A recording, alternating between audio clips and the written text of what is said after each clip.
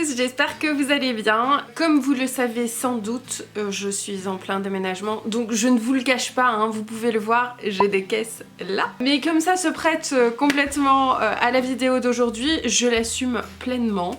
C'est une vidéo pour laquelle j'ai pris pas mal de notes, comme ça je suis sûre de vous donner des infos précise. Donc cette vidéo s'adresse aux gens qui, comme moi, ont décidé de s'expatrier. Donc je m'adresse aux gens qui vont partir s'installer définitivement ou qui prévoient de partir au moins pour quelques années. Ici je ne parle pas, je sais pas moi, d'un stage de quelques mois à l'étranger, d'un échange linguistique ou que sais-je, parce que les démarches ne sont pas du tout pareilles évidemment. Donc pour rappel, moi je quitte la Belgique pour m'installer en France.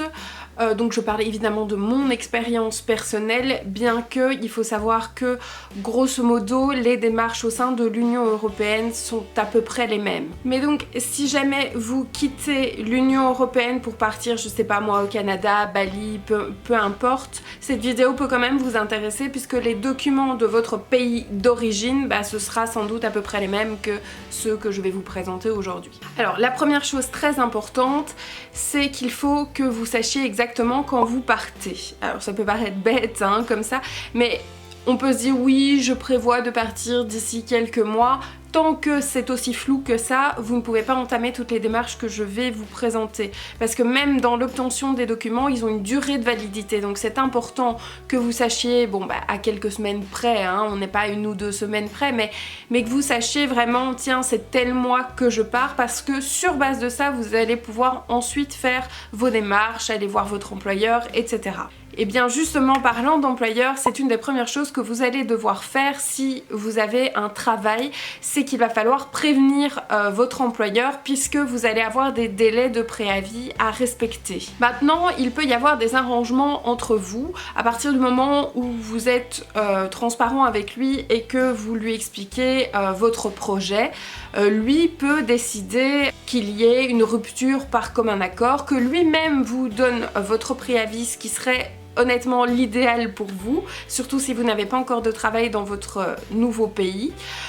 Il peut aussi décider de raccourcir votre préavis, que vous ne deviez pas en prester du tout. Donc ça, si vous avez le contact en tout cas facile avec votre employeur, que vous entendez bien, je vous conseille grandement de lui en parler en tout cas. Pourquoi est-ce que je vous dis que l'idéal serait qu'il vous donne votre licenciement? Eh bien parce qu'alors vous allez bénéficier du chômage et que vous allez pouvoir exporter ces indemnités de chômage à l'étranger. C'est un formulaire européen qui est le formulaire U2. Donc il faut pour cela que vous ayez bénéficié de vos indemnités durant 1 mois dans votre pays de résidence actuel. C'est pour ça que je vous dis aussi qu'il faut s'y prendre bien à temps vis-à-vis de votre employeur. Une fois que vous avez atteint ce mois de chômage, vous allez voir le service indemnité et vous lui demandez de vous remplir un formulaire U2 qui est un formulaire d'exportation de vos indemnités pour vous permettre de chercher du travail à l'étranger. Donc c'est-à-dire que vous allez ensuite dans votre nouveau pays de résidence aller vous inscrire par exemple au Pôle emploi en France. Vous allez avec ce document, vous vous y inscrivez, mais c'est votre pays d'origine qui va vous payer vos indemnités durant 3 mois.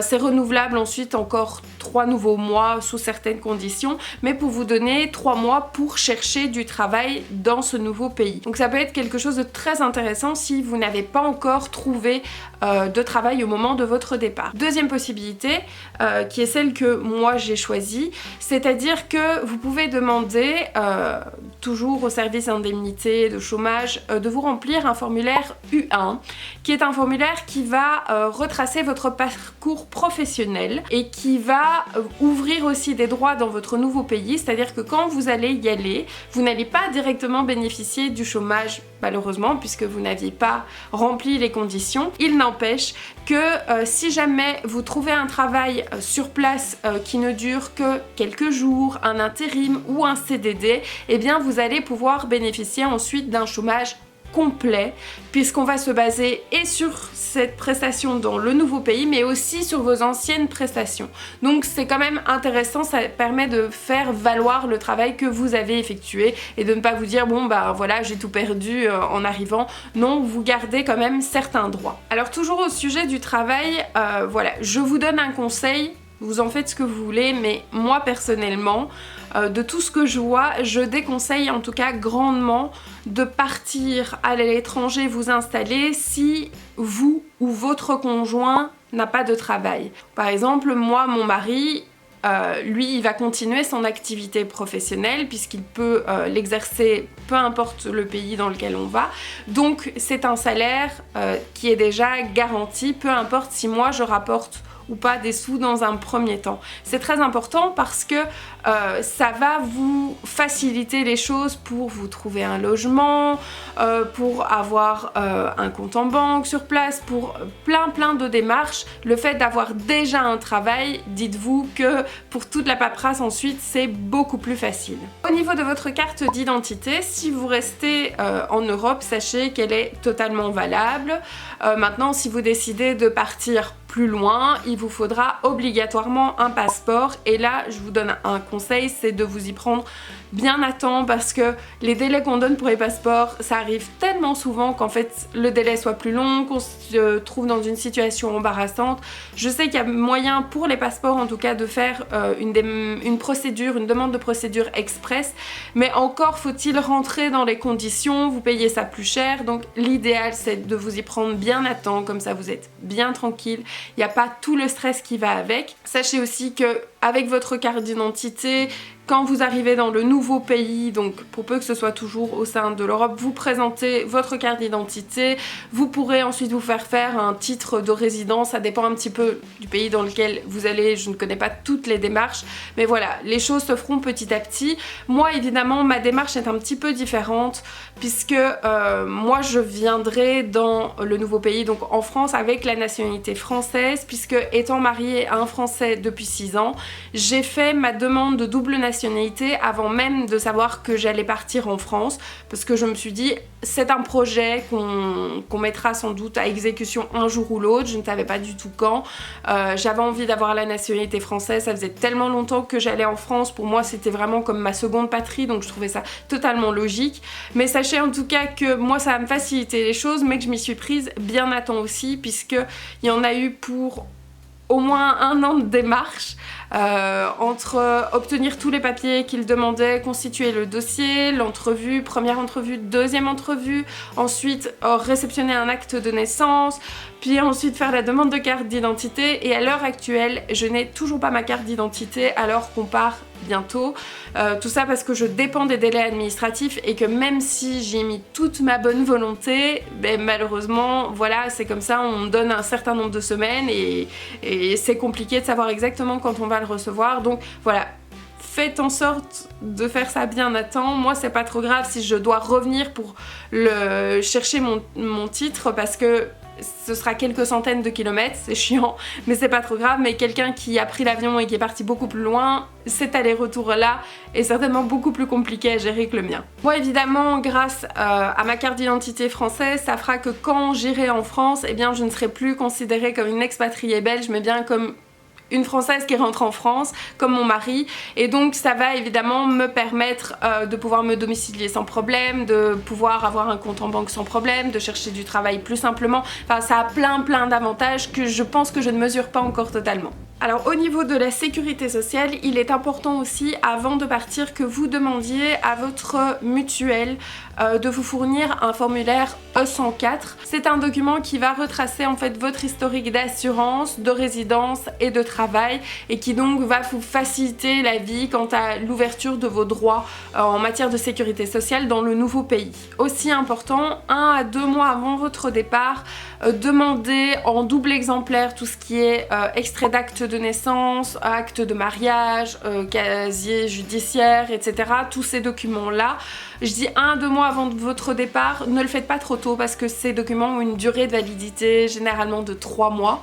Donc c'est souvent pas suffisant pour tout mettre en place, donc vous faites ça 1 à 2 mois avant, comme ça votre document est encore valable au moment où vous arrivez. Et de préférence, il faudrait que ces documents soient signés non pas juste par, je sais plus comment ça s'appelle, mais pas juste un employé, mais ça doit vraiment être l'officier d'état civil vraiment qui le signe. Je sais pas si dans les faits ça pose vraiment problème, mais c'est demandé, vous pouvez toujours le préciser au moment de votre demande et veillez surtout à avoir une traduction de vos documents si jamais les documents que vous recevez sont par exemple dans une autre langue. Moi j'habite en Flandre et donc je veille à ce que mes documents soient en français pour la France, sinon c'est un petit peu casse-pied parce que eux ne vont pas apprécier de recevoir ces documents dans une langue étrangère et donc vous devez alors obtenir une traduction officielle. Je vous conseille aussi de faire un petit tour chez votre généraliste et de prendre peut-être quelques médicaments en stock si vous avez un traitement régulier à prendre ou si vous avez l'habitude, je ne sais pas moi, d'avoir telle maladie de manière récurrente. Votre docteur comprendra tout à fait que vous ayez besoin de faire du stock de certains médicaments. Vous en profitez pour lui demander une copie de votre dossier médical si vous ne l'avez pas au complet. Ce sera beaucoup plus facile pour ensuite faire votre suivi dans le nouveau pays sans devoir refaire tous les examens. Alors partant en France, moi je n'ai pas besoin de vaccins supplémentaires, c'est un point auquel vous devez faire attention si vous partez dans un autre pays. Mais par contre, si vous avez comme moi des animaux à quatre pattes, moi j'ai 2 toutous, il faut être vigilant. Puisque par exemple en France, le vaccin contre la rage est une obligation. Les miens l'avaient déjà puisqu'ils ont l'habitude de voyager avec nous en France. Donc ici moi j'ai fait le rappel bien attendu du vaccin contre la rage. Ils ont aussi leur vaccin annuel qui lui est toujours valable, donc c'est pas le moment. Ils sont pucés, c'est une obligation et ils ont un passeport européen leur permettant de voyager avec nous. Alors au niveau de votre logement, c'est pas forcément la partie la plus évidente.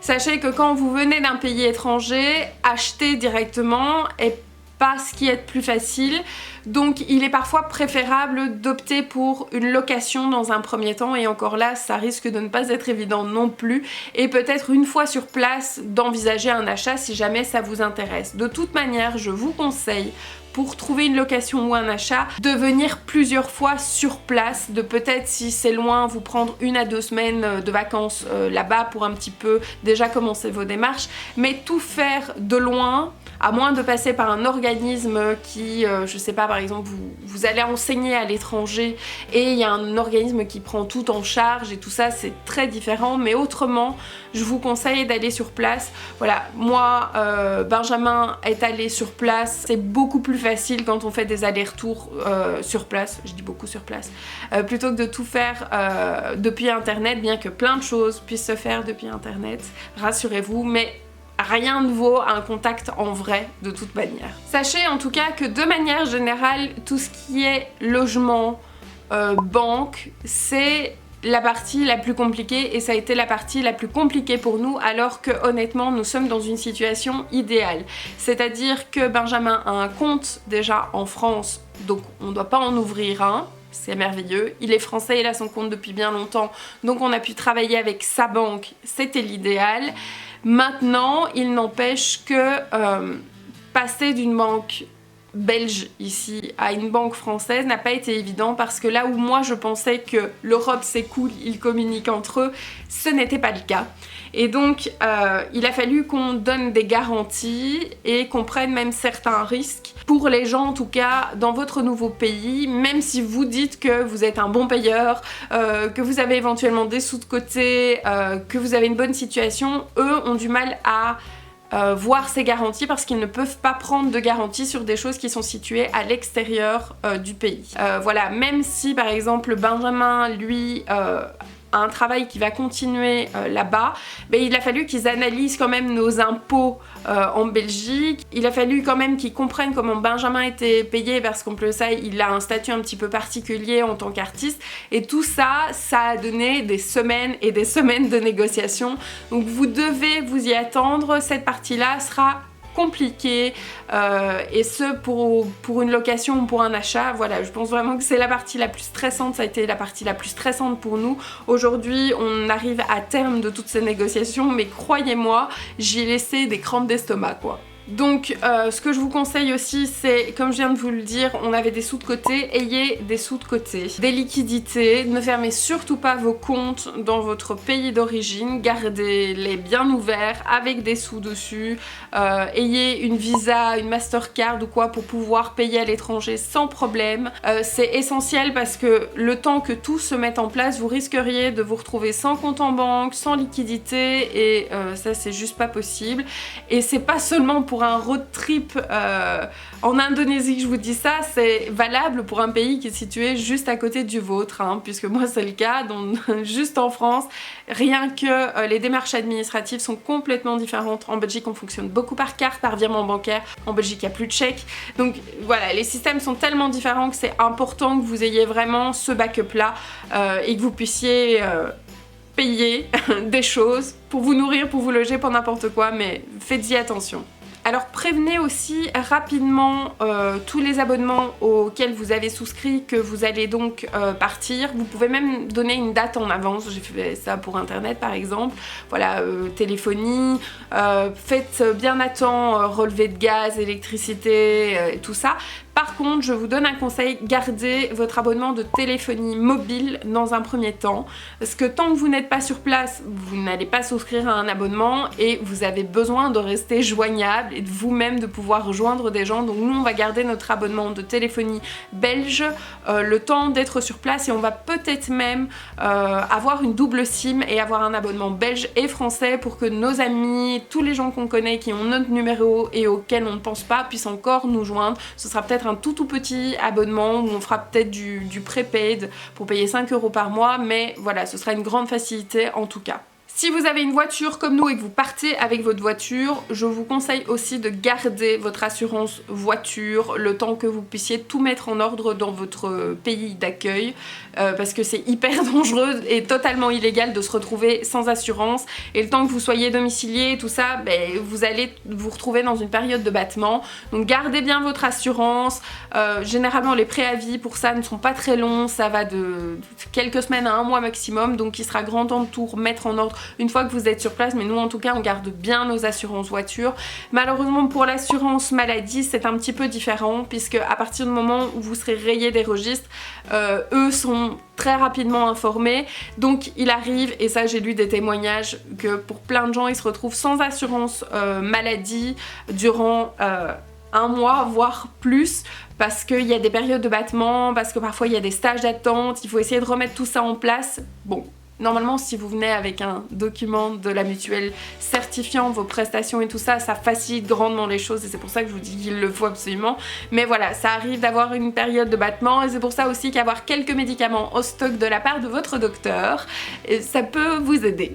Au niveau des impôts, une fois que vous serez passé par la mairie ou la commune, demandez à ce qu'on vous raye des registres, et sachez que vous pouvez le faire avant votre départ. Vous ne devez pas le faire le jour de votre départ, ils prennent note de la date de votre départ, et vous pouvez faire ça quelques jours, voire 1 ou 2 semaines avant. Et sur base de ce document, vous allez pouvoir le transmettre aux impôts, et eux vont vous envoyer une déclaration anticipée pour départ à l'étranger.